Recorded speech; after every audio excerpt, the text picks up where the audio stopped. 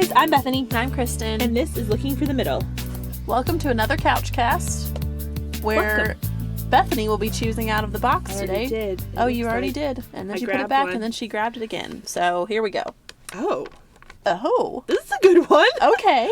Okay. This isn't really worded in the form of a question, so I'm going to make it one. Okay, great. What things can you do to encourage each other towards spiritual and personal growth? Oh, wow. That's a good question. That's a great question. I read it, so Kristen, kick us off. Oh, gosh. So much pressure. The first thing that comes to mind is just having an open dialogue on kind of what you've been going through in your quiet time, or what you've been studying recently, or, hey, God's been really teaching me this recently. Those are just good questions to ask pretty frequently when you're in a relationship with someone. I love talking about those things with a guy. And there's also this sense of accountability of, hey, I know my boyfriend is going to ask me about, hey, how's your quiet time this morning? Yeah. Like, what are you reading or whatever? Yeah. So I'm not going to hit the snooze and be like, I'll do it later. Yeah. And then skip it. I'm going to be like, no, this is not only do I want to spend time with the Lord, but I also have the sense of accountability because I know he's going to ask me about it. Oh, yeah. I mean, we were created to need community, so there's nothing wrong with that, unless the only reason you're doing it is to impress the guy. Exactly. It should be something that's like fueling your accountability because out of a heart attitude of wanting to pursue that anyway. And I don't want to be like a Debbie Downer on this question. I just want to caution you. You were talking about the accountability of that, and I think that's great on the level of, hey, what are you learning? Hey, what is the Lord teaching you? But I do not think your boyfriend should be your accountability partner. Not too much past that. I think I agree.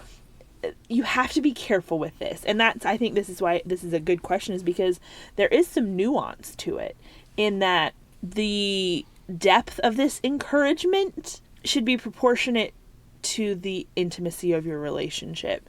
And by that I mean, if you've been dating for 2 weeks, you should not be unburdening your deep-seated sin struggles on this guy. That is not his place. That is not his responsibility. You should have other people, other women in your life who are giving you that accountability. Now, if you've been dating for 6 months or a year, there's going to be more familiarity and more intimacy, and you're going to be talking about those things more. That will bring that sense of intimacy and how well you know this person because you've talked about these things. But I still don't think that they should be your primary accountability partner for that. I don't think until you're closer to engagement should someone really have that role in your life. You just have to be careful and remember, this guy's not your husband. This guy that you've been dating for 2 or 3 months is not that in your life yet, and you've got to keep those priorities in order. So, like I said, I'm not trying to kill all the fun. I just think that's an important caution. I totally agree, because just because that may be a sense of accountability to you doesn't mean that should be your only accountability for that. Correct. So while I may be thinking, oh, we talk about this a lot, so I'm glad he asks me about this, but my quiet time, my accountability to doing my quiet time and doing Bible study should not be dependent on him. I think accountability in that is fine, though. Like, checking up to, are you in the Word? What are you learning? What's God teaching you? That is one thing. When it transfers into talking about sin struggles, and especially like certain sin struggles that you may have that might not be an appropriate thing to discuss with a boyfriend at that level right now. Yes. Just use wisdom in that. Yeah. And check with your mentors. Check with those people who provide accountability outside of him. I think you need to have accountability on your relationship with him to someone else. I mean, I think that's huge too, which we're getting off topic of the question. So I'm going to rein it in. We can talk about that another day. But, okay, so now to actually answer the question. Yes. I think having that accountability of what are you reading, what are you learning is awesome. I think read or learn the same things. Read, whether it's a book of the Bible. Yep. Whether it's a different book. I mean, you can do your own individual like Bible study and you're just reading a book together. I think that's really great. You've got a shared thing to talk about. I think you will obviously both bring different perspectives to that information. So you'll get to know more about him than just what he's learning from that book, because you're going to bring life experience, you're going to bring your past into your interpretation of whatever it is. So you're going to get to know more about him than just what he thinks of that material, which I think is so great. And you're going to learn how he handles scripture, how he interprets it, how he evaluates it, which is huge. So I think studying the same thing is a really good place to start. I think that's a great point. And we're going to switch roles here. I have a caution on this. So many caveats, but no, this is all good stuff. Yeah. I just want to encourage you, do not replace your quiet time with something like this. I've heard of people doing this before. Your quiet time, and this is true whether you're dating, engaged, married, your quiet time with the Lord should still be just you and the Lord, regardless of what relational status you have. So I think I love doing stuff like this where we're reading something at the same time, or we're talking about the same material and, working through that.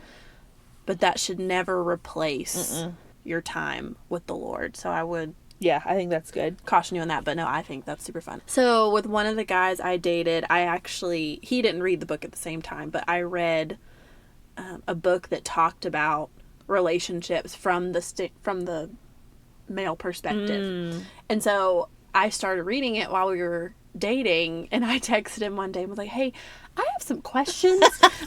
When I read, this is like a 10-chapter book, but can we talk about this when we FaceTime later? And he was like, yeah. So it got to be for this week or two where I would be reading, and then every night we'd get on the phone, he'd be like, okay, what you got for me? Yeah. And it was this great conversation because it helped me understand his perspective more in the relationship. It helped me kind of verbalize what I thought about it, and us to, possibly clear up some things that could have caused issues down the road. So anything like that, I think, just where you're opening dialogue about deeper things than just the, not surface level, but I'm talking about, like, you want to go deeper with this person because you want to get to know them at that level. Yeah. So reading books together, studying scripture together, having these deeper conversations are ways that not only is going to benefit your relationship, but it's going to benefit each of you and your growth and development as well. I think another great thing you can do together is just kind of set aside time to just kind of check in. Obviously you talk, obviously, you're interacting, but kind of set aside time to just stop and say, okay, how are you? How's the relationship? And I'm not saying every week. I think the earlier on, this would be something that would be not, we're dating and getting to know each other. This is, you are in a relationship. So, like, set aside that time once a month. I mean, I think once you're married, I think once a week is a good idea to just kind of, like, touch base, because there's so much more involved than of, like, day-to-day life and house and everything. So that is different. When you're just really getting into a relationship, maybe it's just once a month. You decide for yourself. That, but set aside time to sit down and say, okay, we're not going to talk about the football game from last week. We're not going to talk about the last movie we saw. Like, let's talk. How are things?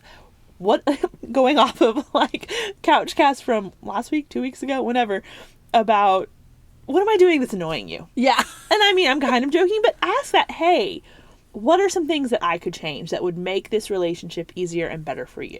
And vice versa. What are some things that I'm doing that you love? And vice versa. Like, check in, sit down, talk about those things. One, that way if something is bothering you, okay, on Thursday or whatever day, we're going to talk about it. Yeah. So you don't have to, between now and the next time it comes up, you're stewing over this thing. You can say, okay, I'm going to remember to talk about that on Thursday. It sets a rhythm of getting things taken care of, getting things talked about, and moving on. And it's not all bad. I'm just saying, like, in that sense, like, mentally, I know, okay, we can talk about that on whatever day we're going to talk about it.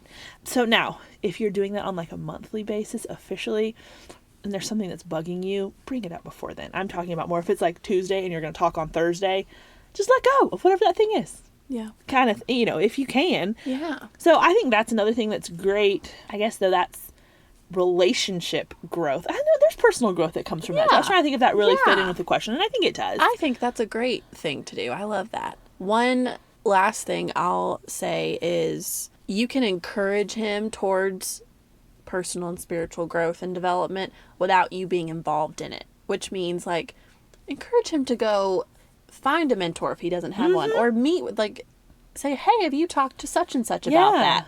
Or, you know, if he's in a small group or whatever that is, you know, saying like, hey, I think that's really great that you're doing that. Or, hey, have you talked to your, you know, have you talked to your small group leader about this? Or whatever. Just asking those questions of, he may not be able to talk to you about everything. Like you said, especially the earlier stages of the relationship, there's a level of appropriateness behind certain topics and whether they should be discussed between the two of you. So don't be offended that he either may not feel comfortable or that he probably shouldn't talk to you about certain things. But be like, hey, I know this isn't something we should probably discuss, but have you talked to so-and-so? Yeah. And then you're still encouraging him. You're still not pushing him to get it out, but you know what I mean? You're giving him an avenue to talk about things with someone in a way that where he's still going to grow. Yeah, and I think kind of going off of that, you're encouraging him to get perspective outside of your little relationship bubble. Yep. And I think as girls,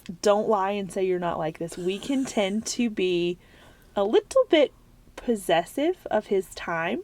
Oh, for sure. And, well, if he wants to go do something with someone else, well, why doesn't he want to hang out with me? Which is ridiculous. I hear it, I know it, but it doesn't mean I don't always not think it. Yeah. Let's just be We're honest. We're all guilty of that. So, what I'm saying is, as you get to know this guy that you're dating, you're in a relationship, you will know the things that he enjoys. You will know the things that really, like, just, I don't know, I don't want to sound cliche, but like give him life. But those things that he loves to do, and they're not always going to be things he loves to do with you. And that is okay.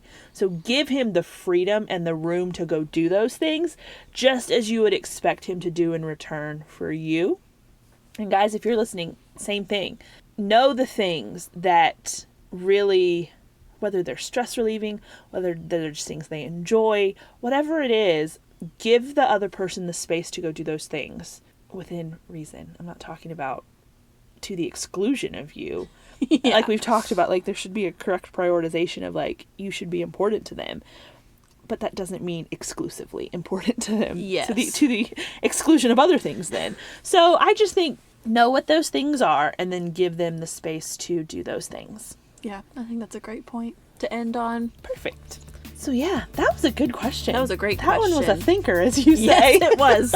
We had to cut out a little bit of time at the beginning of us just sitting here and be like, what are we going to say? Yeah, we always know it's a good CouchCast topic when at the beginning we have to cut out a couple minutes of us just sitting here thinking because we're like, how do I want to answer I don't know. Yeah. So anyway, good question.